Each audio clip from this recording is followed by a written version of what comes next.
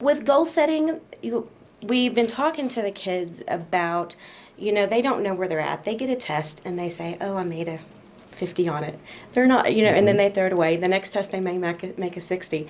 And it's looking at where they're at and where we want them to go, and setting goals. One of the things that as a campus, we have set a big goal of, having 80% passing in all subject levels. And to do that, we have looked at specific kids. So what we looked at to set goals that were measurable and attainable was the big thing we wanted to be. Passing is great, and we want kids to pass, but at the same time, we want kids to attain goals that they can reach. So what we did is we looked at progress measure, which is one of the things we did struggle in last year, as far as our campus rating was one of our lowest. So we wanted to look at progress measure with meet versus exceeds.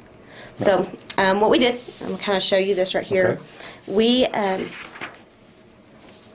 We started with, so this is an example of a 7th grade, these are 7th grade students. We started with their 6th grade star.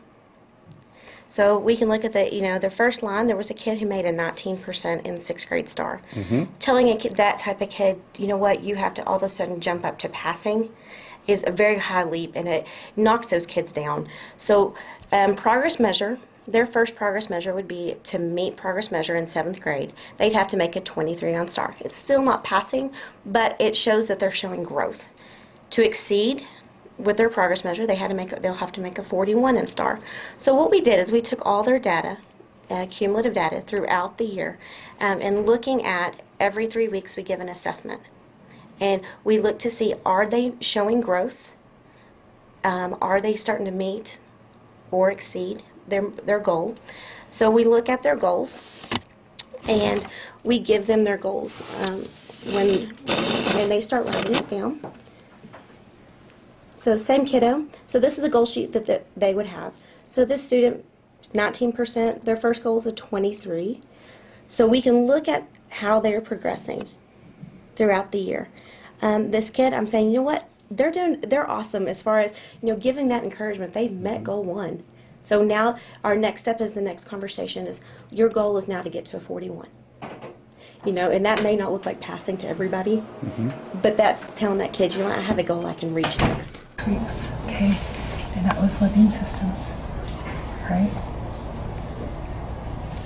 And here's what your other test scores are, like super high. Average of 87. Okay, so no matter what, I think you're gonna get committed. So your goal with all your takes in here, you can be a 38 out of 42. Do you think that's reasonable? So your average will be 91. Do you have any questions? Any concerns? Do you want some stuff to kind of make this up right here? Just take some stuff home and look at it. Kind of stuff like it's not due or homework or anything, okay? Any other things? Okay, I'm gonna sign this. Okay, from a logistical standpoint on this, my question is, okay, you have 800, 900 students here. So how did you have these individual conversations with the students about their goals? Who did this? Classroom teachers? Who did this? Classroom teachers are having individual conversations with the goals. So I'll go kind of a little backwards. The data, I ran the data off of off of Eduphoria. Right. And just did a mail merge spreadsheet, and merged it to this. So I had these for the teachers to go for. And the teachers are pulling them and having, at most 1 minute conversations. Okay, during class. While kids are doing independent practice, one-on-one. How often are these conversations occurring? These big conversations right now, we wanted to gather data, so we're doing it right now. They're doing it after the first semester to start preparing them for, this is where your reality is. Okay. So as far as the goal setting, we are doing it after first semester, so all teachers are starting to do them right now.